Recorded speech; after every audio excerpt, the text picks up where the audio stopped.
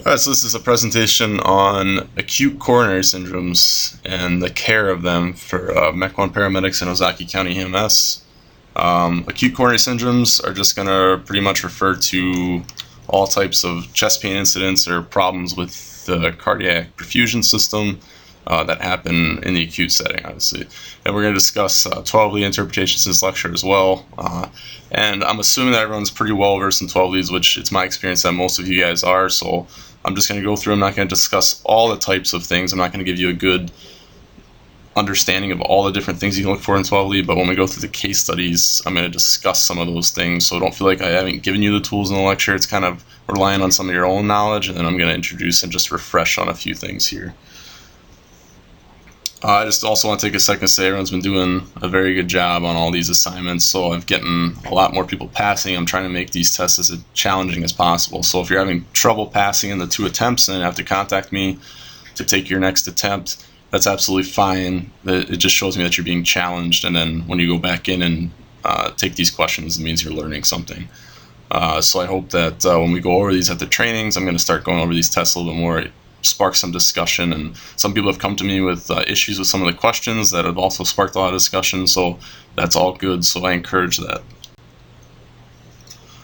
Okay, so acute coronary syndromes have to do with the heart, but technically in the brain is also coronary artery, so it's any type of ischemic disease. So in this, we're specifically here talking about ischemic heart conditions, so problems where the blood is not getting the type of oxygen and nutrients that it needs. So that's how it's kind of defined, is it's going to be an imbalance in the delivery of blood to the myocardium, which is the muscle of the heart. So either its work has exceeded the amount of oxygen it's getting, or its work is constant and it's not getting enough oxygen for the work that it's currently doing.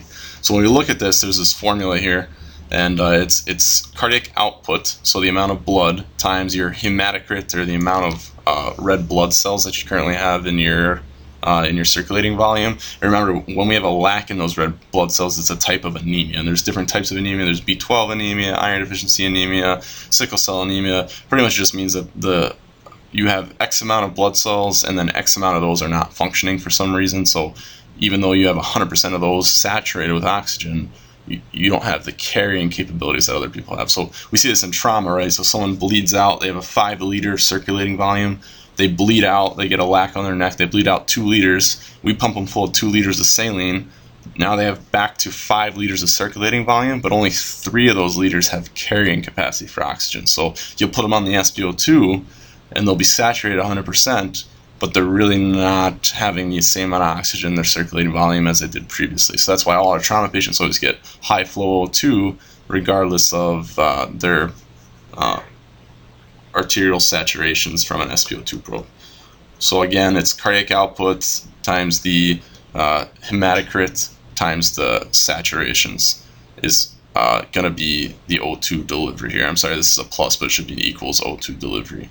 So pretty much what that's saying is if your cardiac output is low, your heart's going to be hypoxic. If your hematocrit is messed up, whether it's hemorrhage, anemia, anything like that, it's going to be messed up. CO actually goes into hematocrit. If you have CO poisoning and your hemoglobin's bound by a CO over the oxygen, that circulating volume isn't effective. So people with CO can actually die from an MI, right? Because they're not getting the oxygen. If you have a severe anemic crisis, you can die from an MI. And what you're going to see is global ST elevation, right? Because the blood is going everywhere and it's affecting all the tissue. It's not a certain area of the heart infarcting.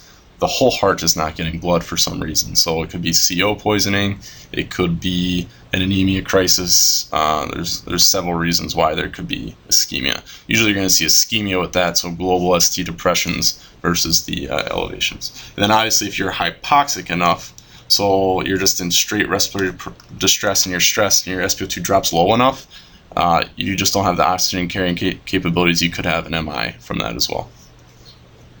So it's important to remember too, when we talk about cardiac output as one of the functions of this equation, that your coronary arteries, which deliver blood and nutrients to your myocardium, they fill during diastole off of the atrium, right? So everyone remembers that from EMT Basic. When you talk about anatomy and physiology of the cardiac system, there's a little hole, a sinus in the atrium, and as they relax, the heart takes priority and gives some blood to the coronaries that perfuse the myocardium around the coronary arteries, right? So they fill during diastole, right? So there's a pump that occurs, then the atria relax as the ventricles contract, and then the whole heart has a diastole cycle, and then that's when the coronary arteries take their share of the blood right before the next contraction, right? So let's think about this in the form of an ECG, which is here at the bottom. And you see here's our R-to-R interval from contraction to contraction. And then we have T waves pretty much in a normal QTC interval here, which is the interval from the end of the Q wave to the end of the T wave. That's our interval there. That's more or less going to be right in the middle of our R-to-R interval, right? So in here is when the atria feed the coronary arteries with blood. Okay, so see this as an amount of time. So say this is a heart rate of 100. So in here it's going to be a fraction of a second that you have to fill, right? So the slower this heart rate gets, the longer the time in between. Does everyone understand? So if this heart rate is slower, we all know that there's more boxes in between each R wave, and that's a slower heart rate. So the coronary arteries have more time to fill up. So if your heart rate gets faster and you have R real fast, like a V-tach or a sinus tach or an atrial tach, there's not a lot of time for those coronary arteries to fill. And then couple that with the fact that you're beating faster, your heart's using a lot of oxygen, it's a recipe for some ischemic pain, right? So that's why a healthy person can run so fast and get their heart rate so high that they start to have a little bit of chest pain, right? Because they're using so much oxygen, and those R-to-R intervals getting shorter, and their coronary arteries don't have as much time to fill. So when we talk about acute coronary syndromes, there's different risk factors, and when you question a patient that's having chest pain, it's important to ask these questions and about these questions. And it's not something we do much in EMS, and I know how it works when you have a chest pain patient. You kind of just get in the rhythm of what you're doing and you go through your steps, but sometimes reminding yourself to ask about these risk factors can help reinforce your differential diagnosis. So I'm looking at this guy, he looks like shit. He's getting sweaty, his color's off, he's got sudden onset chest pain. If I do a 12, he comes out normal, maybe it has some changes I'm not sure about, and I transmit it, and I ask the other paramedic on scene, what do you think? He doesn't quite know. If you ask him and you say, hey, what's the deal? Well, I've had hypertension. And I'm on medications for my hypertension for the last 10 years. I also have hyperlipidemia. I've got high cholesterol. I take Lipitor to control that. I'm a chronic smoker. I smoke about a pack a day for the last 5 years. I don't do much for exercise. I'm about 50 pounds overweight. I'm a borderline diabetic, and my dad and grandfather both died of an MI.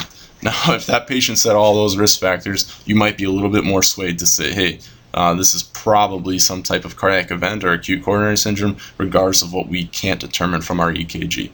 So those are important to understand those risk factors and question people about them. So it's important to know that hypertension is the number one risk factor for an acute coronary syndrome, and that's a very common pathology that we see. A lot of people are on blood pressure medication. So that's our number one risk factor. And then stopping smoking is the quickest way for someone to reduce the risk of an ACS. And then it's going to be weight loss after that. Interesting, if you lose every kilogram of weight you lose, you're going to lose a millimeter of mercury in blood pressure. So if you're hypertensive because you're overweight, as you lose weight, your blood pressure is going to reduce. And then, like we said, hypertension is the number one risk factor for acute coronary syndrome. So these are ways that people can kind of benefit themselves. So remember that patients that have diabetes here, DM, diabetes mellitus, are going to have atypical presentation in their cardiac symptoms. They're also at higher risk. That's another risk factor, so keep that in mind. Okay, so you walk into the scene, chest pain call, and you start to question the patient to gain an understanding of what's going on with the patient. So that perfect cardiac story of, oh, you're going to peg it for a cardiac call is that sudden onset. It's going to be possibly after a fatty meal. We know that after people eat bad food is going to be one of their highest risks for an MI, right? And then they're going to have that mid or substernal regional chest pain. So when we think about that, that's a visceral pain, right? And remember from our abdominal knowledge that visceral pain means it's a generalized pain in an area and you can't really pinpoint it. So if someone says, yeah, I've got a really bad chest pain, and you say, what kind of chest pain is this? They say, well, it's really sharp. Okay, so obviously we know that sharp isn't a word that describes cardiac chest pain. It's not an ischemic type of pain, right? So that's a one strike against them. And then they move and they say, yeah, it's on my right side of my chest and it's right here. And they point with a single finger.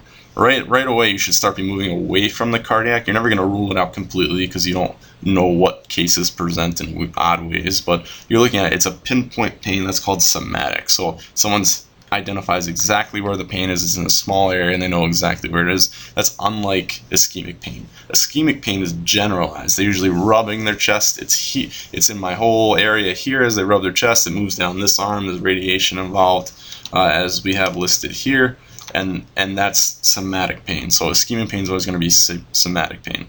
It's usually midsternal or substernal, right? If someone has isolated left side pain under their armpit, it's very unlikely to be a cardiac chest pain, but it can be on the left side. If someone has isolated right sided chest pain, if there's pain on the right side of the chest isolated with no other types of pain, very, very, very unlikely that it's going to be cardiac chest pain on the right side. Okay. Also, we know that cardiac chest pains, ischemic chest pains, are not tender at all on palpation. They're not positional, right? So if they lay down, sit up, turn to their side, twist, it doesn't change that type of pain or the fact if there is pain or not. And it's non-pleuritic, so it doesn't change with their respiratory pattern. Now be careful with these questions, because the one thing that pisses me off is someone who says, hey, yeah, he took a deep breath, he said his pain got a little worse, so it's not cardiac, right? Because that would be pleuritic chest pain, right? You take a deep breath, ooh, yeah, that hurts. Oh, non-cardiac. If people have any positives to these stories that are going to lead you away from cardiac chest pain, you still have to do your full assessment, right? If someone has chest pain and it's pleuritic, it hurts when they take a deep breath, it still is probably justified to do a 12 lead, right? Because you have to take into account your historian, who you're interviewing, right? If you could picture yourself having true cardiac chest pain and there's a guy standing there questioning you and you say, well, does it hurt when you breathe? And you say, yeah. And sometimes people just answer and it's not 100% true, right? So you have to make sure you ask the right questions in the right way, right? That's why we don't lead people on to questions to describe their pain, because they may agree that it feels sharp just to agree that it feels sharp because you worded it that way. So make sure you're true with your questions here and you take everything for what it's worth, right? Does that mean if you push on someone's chest that you say, does this make it hurt worse? And they say, yeah, it does. So you say, oh, it's tender, it can't be cardiac chest pain. Well, you don't know what that person's feeling. Maybe they think it feels worse, but it didn't actually make it feel worse. Remember, they're in distress, so doing things to them may give the illusion of it feeling worse to them. So take it for granted as to what you see. Also remember that with cardiac and ACS pathology, you're going to have some dyspnea on occasion here. So when we look at the types of ACS, we can name them different things. And the first thing we talk about is a stable angina. Angina is going to be pain in the chest, right? And stable angina refers to a chest pain that's going to be caused by some type of exertion or increased myocardial oxygen demand. So that could be sexual activity, that could be exertion from physical activity, that could be excitement, that could be administration of an EpiPen, right? Anything that increases the oxygen demand of the heart, usually by rate, and then it causes chest pain. So again, those R-to-R intervals are getting shorter, their oxygen use is going up, and their fill time is less, right? That's in a healthy person. In a diseased person who has some atherosclerosis, they're going to have some narrowing of the coronary arteries, and maybe their oxygen demand increases, and then not enough blood is able to flow through that smaller, narrowed artery, right? So this is going to be relieved by rest. So you get excited, you rest, chest pain goes away. Or you're prescribed nitroglycerin. You get excited, you take a nitro, boom, gone. Goes away, and you're fine. You're also possibly going to see some ischemia if you do a 12 in those people during their episodes, right? Because they are ischemic for that time. As they rest and get a nitro, their symptoms are going to resolve and their ECG is going to resolve. So that's called a stable angina. Obviously, next you have an unstable angina. So these are similar types of symptoms, right? That radiating chest pain into the left arm, into the jaw, into the lower back, into the abdomen. It's going to be a visceral pain, right? It's not isolated to one spot, and there's usually no external stimulation. So they're just resting, then all of a sudden this chest pain comes on, and then when they get it, they can't relieve it because they're already resting, so more rest doesn't help, right?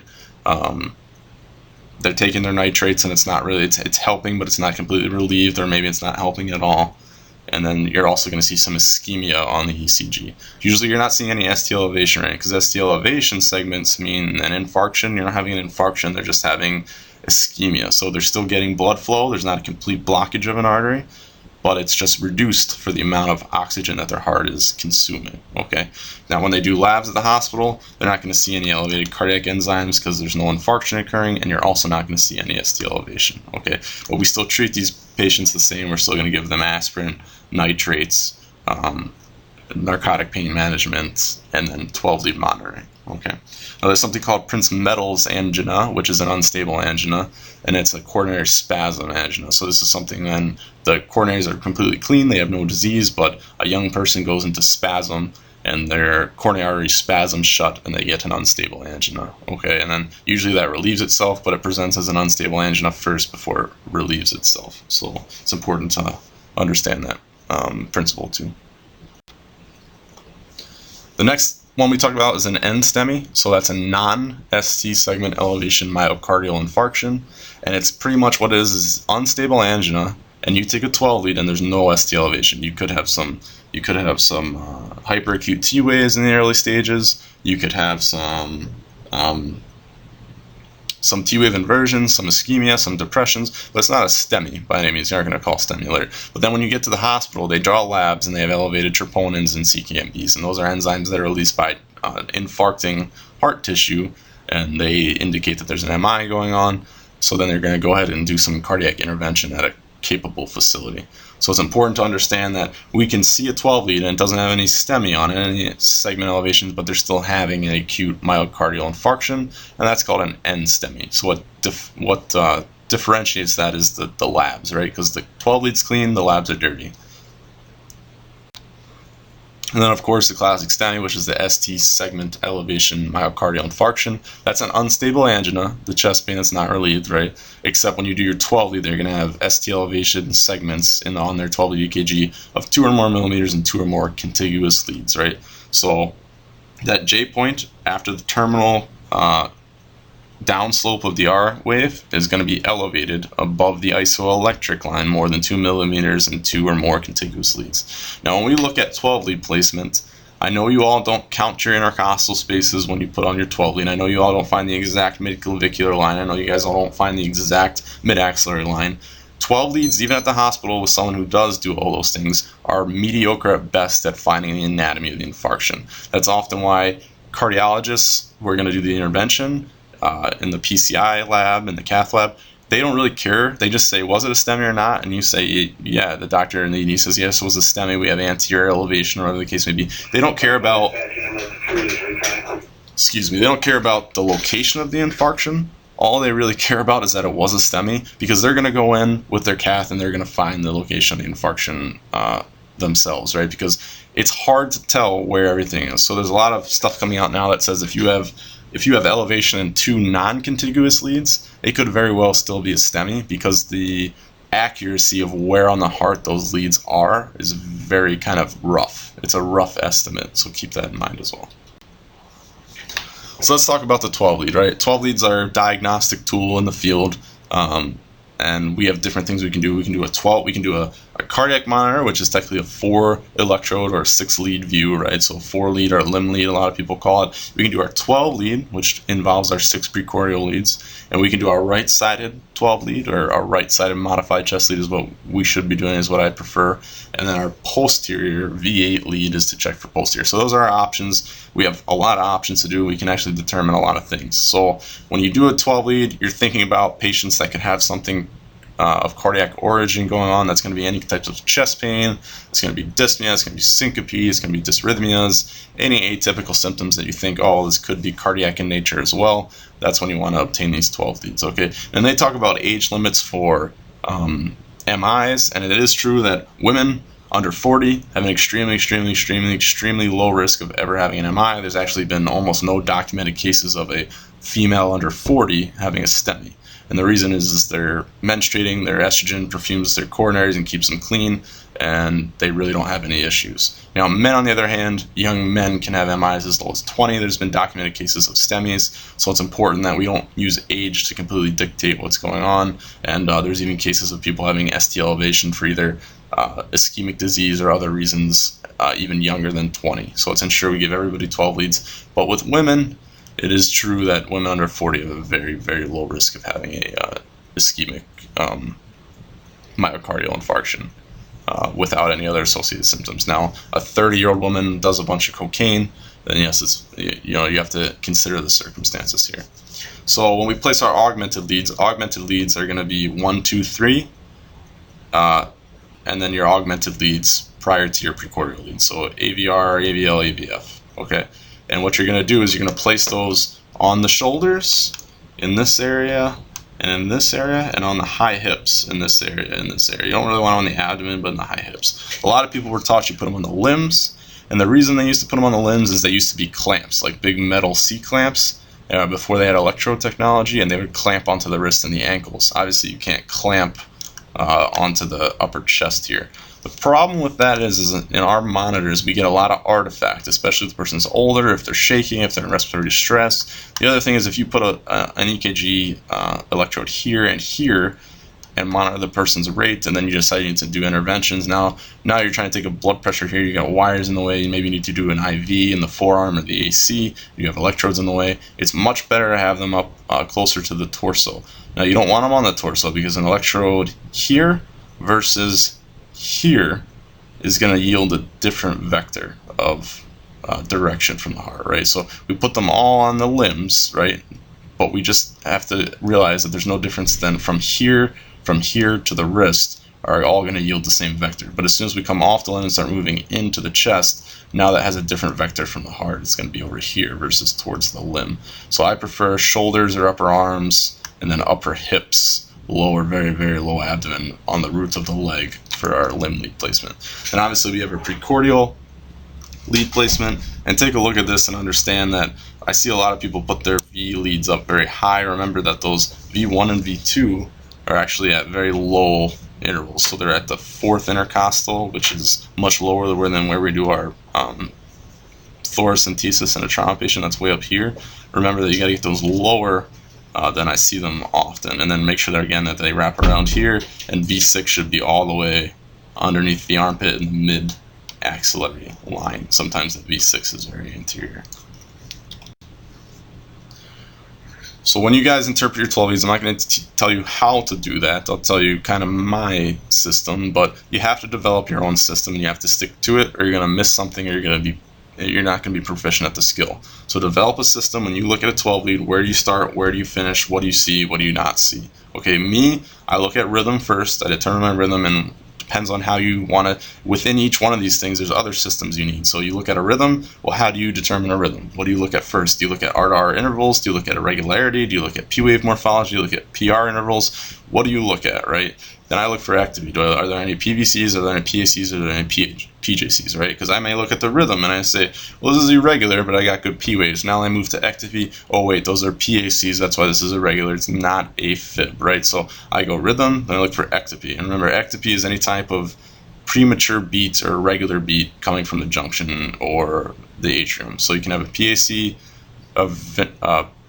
which is a premature atrial contraction, a PJC, which is a premature junctional contraction. That means an absent P wave or inverted P wave, or a short PR interval P wave, or a P wave that produces a QRS complex. Or you can have a PVC, which are those wide bizarre ventricular contractions. Then I look for blocks, any types of heart blocks or bundle branch blocks. And I look for ST segment changes last, so that's depression or elevation. I look for T-wave changes. Are there any abnormal T-wave inversions or high T-waves, right? That can mean early infarction, or that can mean electrolyte imbalance. And then I look for other pathological waveforms that I like to look for. You can study some pathological waveforms that you might like to see, like atrial enlargement or left ventricular hypertrophy, right ventricular hypertrophy. And really what that does is it just allows you to understand a little bit more about the patient. It doesn't really give you much for what's going on acutely, but you might say, oh, well, this guy's had 10 years of high blood pressure and he takes this drug. He takes metoprolol to control his high blood pressure. Well, look at that. He's got a huge left ventricle. He's got left ventricular hypertrophy, right? And that's because his left ventricle's been pumping against a hypertensive systemic vascular resistance for so long, so his muscle builds up and he gets hypertrophy, right? That does nothing for you in how you're going to treat the patient, but it's for your own understanding of what's going on with the patient. So those are extra pathologies that you can study.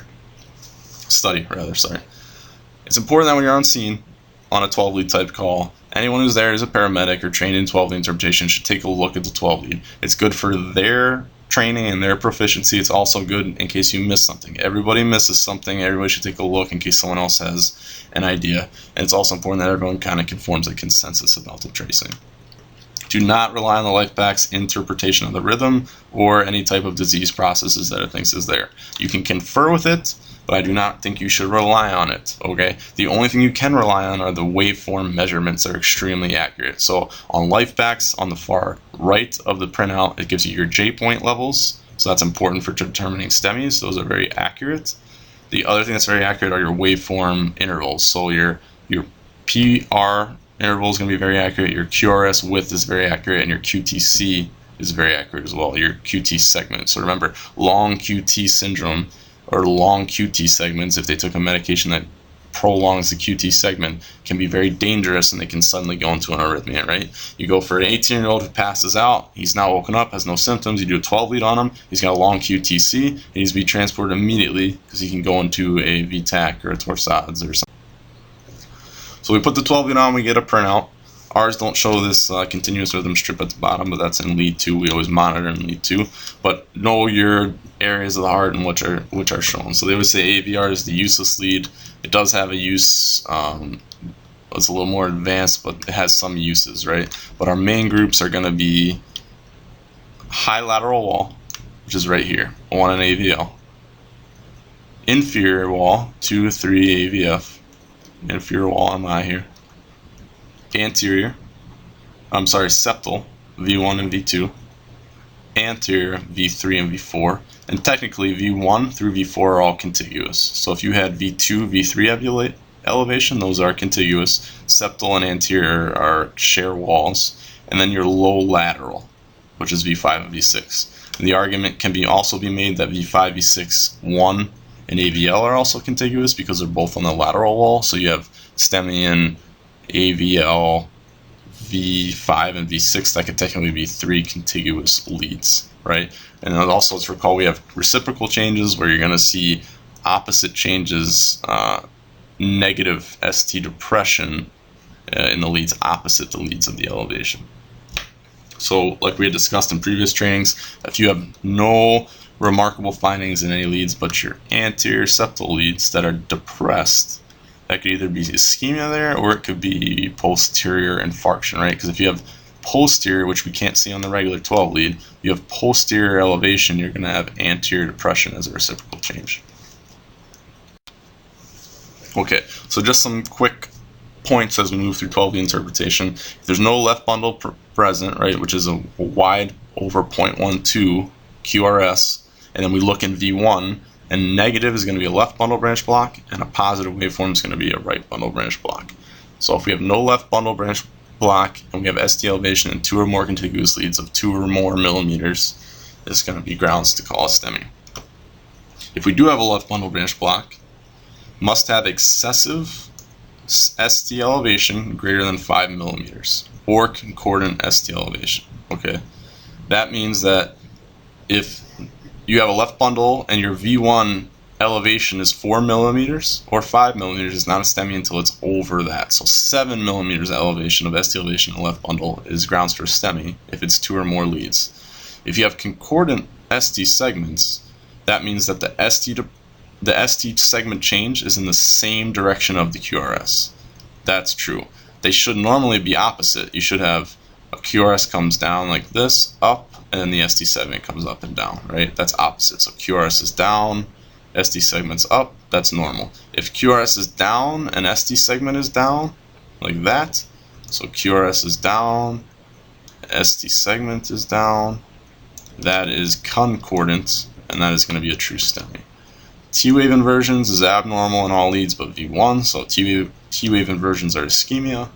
And pace rhythms and PVCs follow the same rules as a left bundle branch block. So if someone's in a paced rhythm, you can still tell a STEMI if they have excessive ST elevation or concordant ST elevation. If they throw multiple PVCs and they have excessive ST elevation or concordant ST elevation, that is technically a STEMI.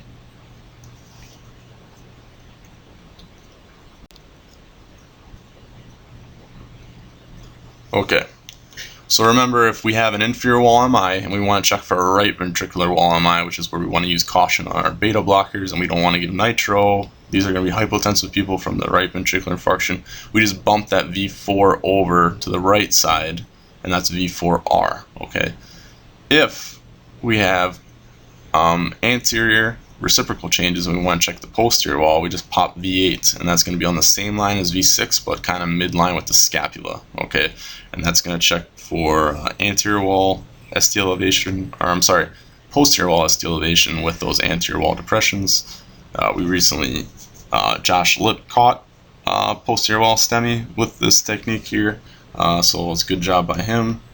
And also leave those 12 lead cables attached during transport, so the monitor will look at those J points continuously, and if you have any changes, it'll print out a new 12 lead saying it's getting worse or it's getting better, or whatever the case may be. Alright, so let's take a look at this 12 lead together, and I'll give everyone a chance to look it over and determine what you think. Now, 12 lead interpretation should go pretty quick. You should be able to get this done in about 30 seconds or so. So take a look and determine what you think, and we'll talk about it here.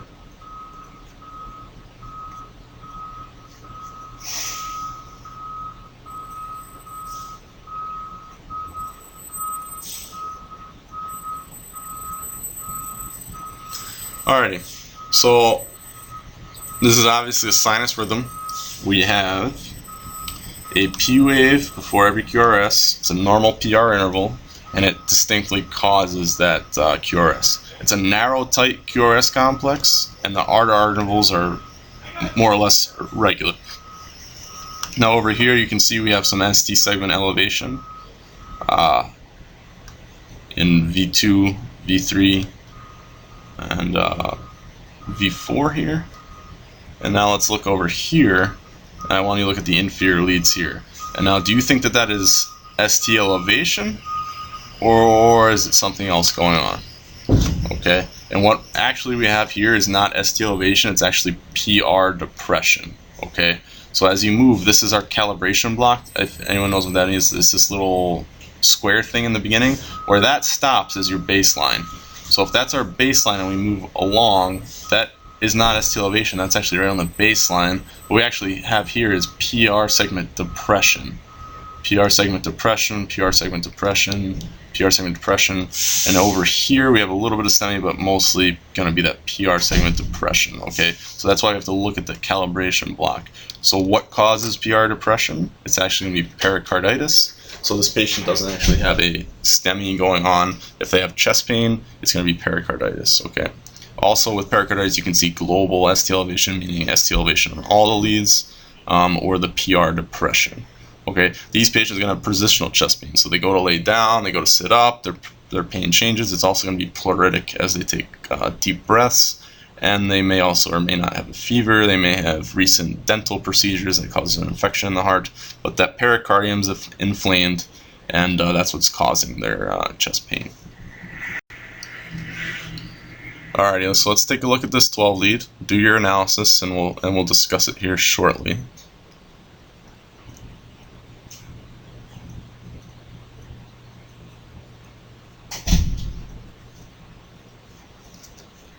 Okay, so I'm taking a look here. I'm starting to figure out what I think is going on.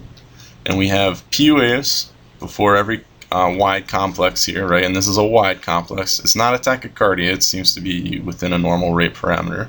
It's not a bradycardia. And we have a P wave, distinct P wave with normal morphology. They all look the same, and they're causing that wide complex. Now we have a wide complex bundle branch block here, right? So that's our block. And what type of bundle branch block is it? Well, we go to V1, and it's negative, negative, so it's going to be a left. Negative is left, positive is right. So this is a left bundle branch block in a sinus rhythm. So now we know we can't determine STEMI, right, unless we use our special criteria. So would you say this is excessive ST elevation? I say no, right? We look in V1, it's what, 2 or 3 millimeters? And remember, it has to be over 5 up here to be a STEMI, and it's not, and I don't see any excessive elevation anywhere. Okay, so now we look for discordance or concordance. So over here we have discordance, right? Positive QRS and negative ST, that's normal. Where else? Over here, discordance, negative QRS, positive ST. Over here, positive QRS, negative ST, positive QRS, negative ST, positive QRS, negative ST. Those are all normal. Now let's go and find where we have our infarction. Negative QRS, negative ST, negative QRS, negative ST, positive QRS, positive ST, positive QRS, positive ST. So this is a STEMI in a left bundle branch block, and it's going to be in the anterior inferior wall.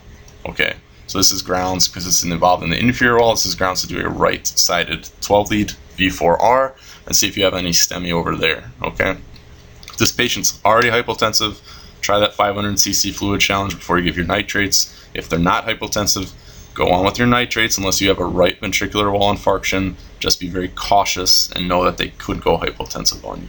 Okay. Now, if this rhythm was paced, if you had pacer spikes before each QRS instead of a P wave, so it was a ventricular pace rhythm, you had a pacer spike here and a pacer spike here and a pacer spike here. On our monitors, they eliminate the pacer spikes, and it's just little arrows down here at the bottom of the strip that tell you where the spikes are. Okay. If you have a paced rhythm, the patient's having chest pain and they have these same morphology of waveforms where they have these concordant changes here, that's a STEMI. Okay, so you gotta look for that. Positive with positive ST elevation here, negative with negative ST elevation here. The ST elevation is in the same direction of the QRS, that's a STEMI. Alrighty, so this is obviously a tachycardia, right? So let's take a look at this one and see what you guys think.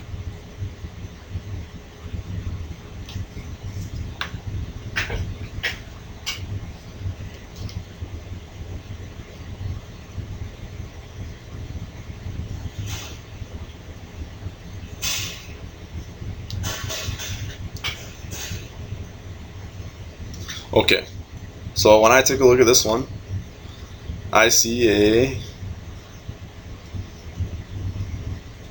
rhythm, and it's up to you. You have to determine, what do you think? Do you think this is a regular rhythm or an irregular rhythm? It's tough to say, but I'm looking over here at V4 and I see this irregularity here and the lack of P wave, and I'm going to call this an accelerated AFib. Look down here at your rhythm 2 strip. Not many distinct P waves, pretty irregular waveform. It's very fast, and faster the rhythm gets. Remember, our R to R shortens, and our coronary artery filling time shortens. Also, we get less time to see our waveforms in between. And this is going to be a rapid AFib because we count our rate out here, and we got 300, 150. So it's going to be over 150. It's probably 160, 170 rate. That's pretty uncontrolled AFib. And let's take a look at our blocks. We have no blocks present. It looks like a pretty narrow, tight QRS. But let's look at our ST segments. Over here, ST elevation. That's in lead 3. AVF, ST elevation, ST elevation, ST elevation. Not as much as here, but those still 2 contiguous leads. Looks like we got a inferior wall infarction. Got some high lateral reciprocal changes with ST depression here. And then also, as we move through the 12 lead, we see some ST depression in the anterior wall, and then also into the low lateral, which we see over here in the high lateral wall as well.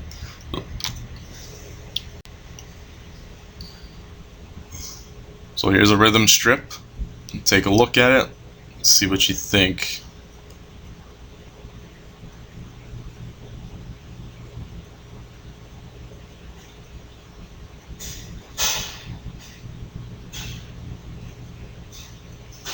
So this is a sinus rhythm.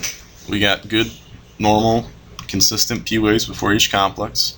But we have a wide complex, right? And it's not a tachycardia, it's just a regular bundle branch block. Go right to V1, it's still wide and it's negative, it's a left bundle branch block. So now we know if we're looking for ischemia or infarction, we'd use our left bundle criteria, which are the same as our pace rhythm criteria, which are the same as our PVC criteria. So let's take a look here. Excessive ST elevation of 5 or more? I don't think so. It's probably 4 millimeters of elevation, so it's not excessive ST elevation anywhere. These are all discordant, right? Negative QRS, positive ST, negative QRS, positive ST, negative QRS, positive ST, positive QRS, negative. They're all different, except down here, right? And that's an AVF.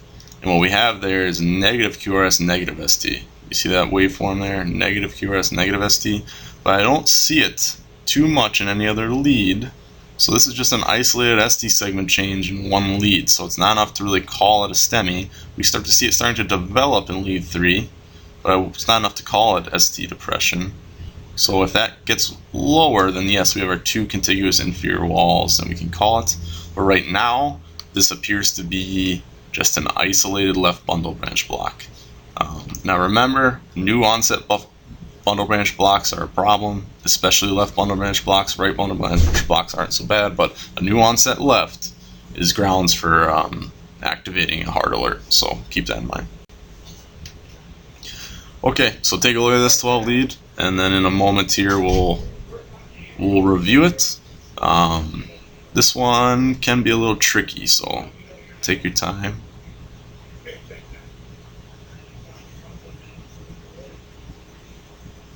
Alright, so check out your rhythm. There's some artifact in here on the isoelectric line, as you can see in lead 2 here, but we do have good P-wave morphology, and we do that by moving over to V2, V5, V6, V4. We can see the P-waves are easily formed here, and they're regular. We have a narrow QRS complex, right? No bundle branch blocks, and we don't have any arrhythmia. It looks like a sinus rhythm, no tachycardias, no bradycardias. So let's move through to our ST segments. Normal, normal. Here we have some inverted T waves, right? So that's ischemia. It can also be late infarction after the STEMI's already occurred. Okay. Here we have ST depression. Okay, so ST depression in V2, normal segments in V1. And then move down our walls here, and these all appear to be normal, right? So what we have here is isolated anterior depression. So what we need to do is do our V8, right? Anterior depression, chest pain, nothing else going on. Check the back because we could have elevation back there. These could be reciprocal changes. In this case, actually is a posterior wall MI. So when you put your V8 on the back, they're going to be elevated back there. That is a STEMI. Alright, so let's take a look at this 12 lead. Take a look at it and start to determine your rhythm. As you look down here, you have your lead 2 rhythm strip, so that's going to help you the most. Now I'll give you a little bit of back information about this patient. Let's say it's a 60-year-old female who had a sudden onset within 30 seconds of sharp right-sided chest pain. That's 10 out of 10. Okay, and you have unremarkable vital signs except for a marginally low room air SpO2. So taking that history information into account and this 12 lead, do some interpretation and see what you can come up with.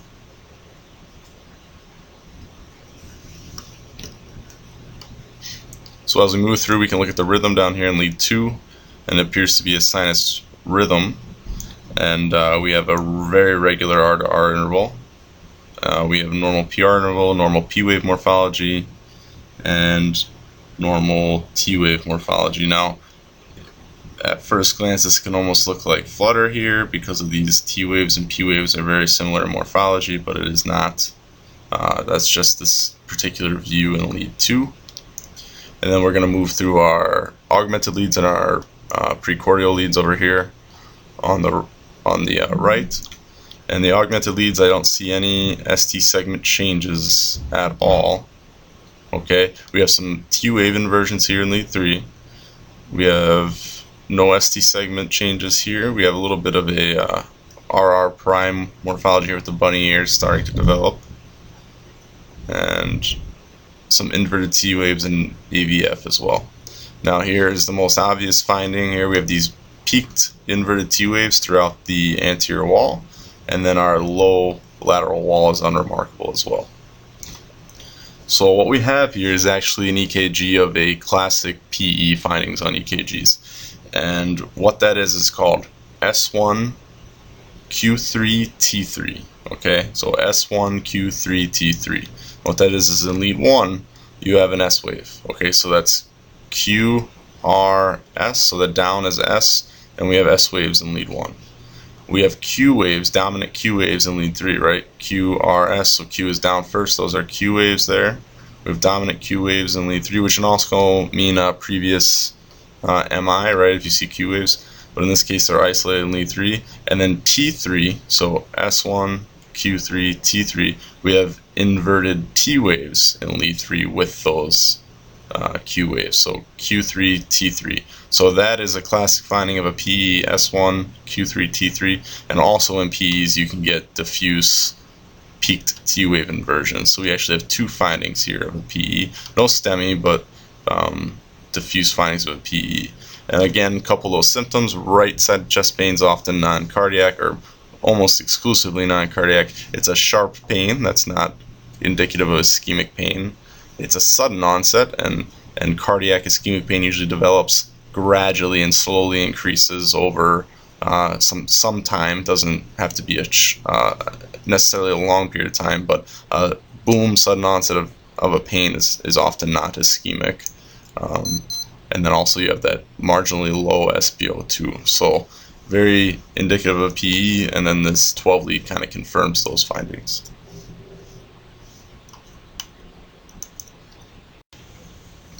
So those are just some cases to look at.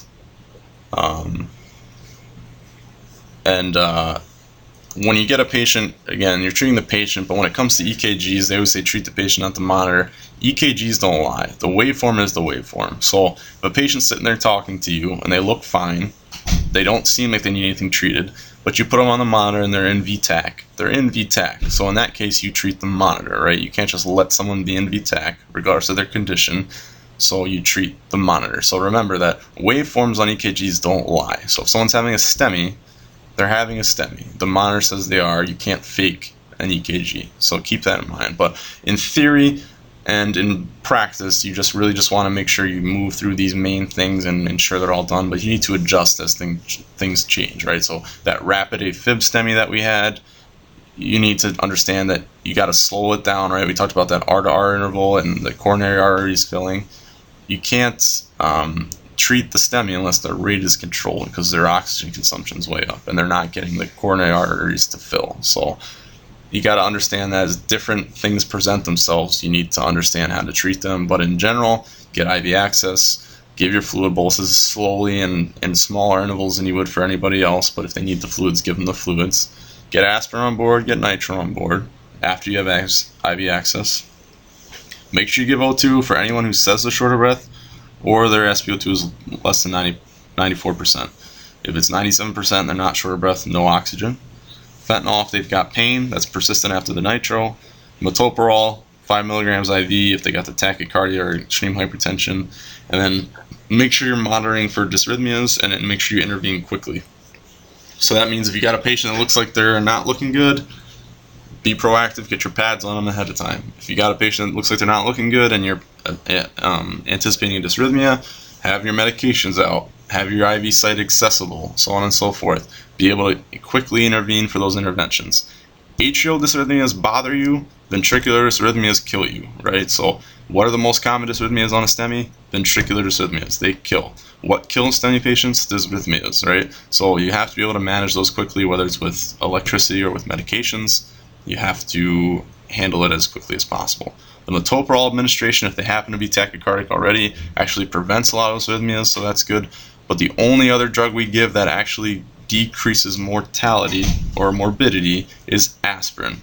Nitro, oxygen, fentanyl, morphine, any of those other drugs do not actually make the patient's outcome better. The only one that does is the aspirin, right? So oxygen, fentanyl, nitro, none of them do. Metoprolol does increase or decrease the morbidity and mortality. So that's the only other drug we carry that makes a positive change. But again, we're only giving that for those tachy or hypertensive MIs. Alrighty, so good luck on the tests, and